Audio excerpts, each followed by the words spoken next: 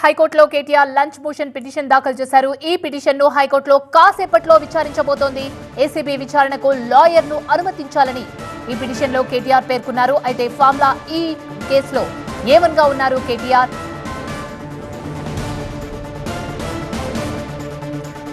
హైకోర్టులో KTR lunch motion petition దాఖలు చేశారు. ఈ పిటిషన్ ను హైకోర్టులో మరి కాసేపట్లో విచారించబోతున్నారు. ఏసీబీ విచారణకు లాయర్ ను అనుమతించాలని ఈ పిటిషన్ లో కేటీఆర్ పేర్కొన్నారు.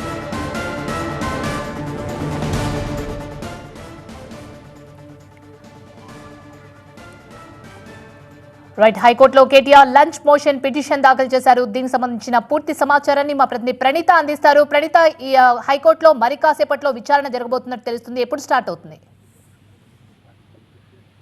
ఒక 10 minutes వ్యవధిలోనే హైకోర్టులో కేటీఆర్ పిటిషన్ పైన విచారణ స్టార్ట్ కాబోతుంది. ఇవాళ ఉదయం ఏదైతే రేపు తనని ఏసీబీ అధికారులు విచారణకు రమ్మన్నారో, సో ఏసీబీ విచారణకు తనతో పాటు అడ్వకేట్ సమక్షంలో విచారణ జరిగేలా ఆదేశించాలని కోరి ఇవాళ ఉదయం హైకోర్టులో మెన్షన్ చేశారు. సో లంచ్ మోషన్ కి హైకోర్టు అనుమతి ఇవ్వడంతో కాసేపట్లోనే విచారణ స్టార్ట్ కాబోతుంది.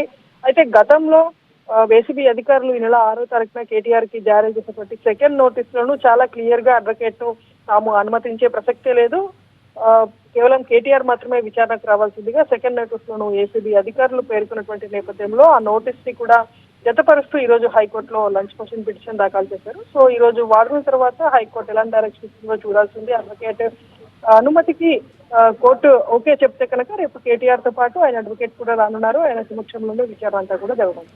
రైట్. Thank you Praneetha.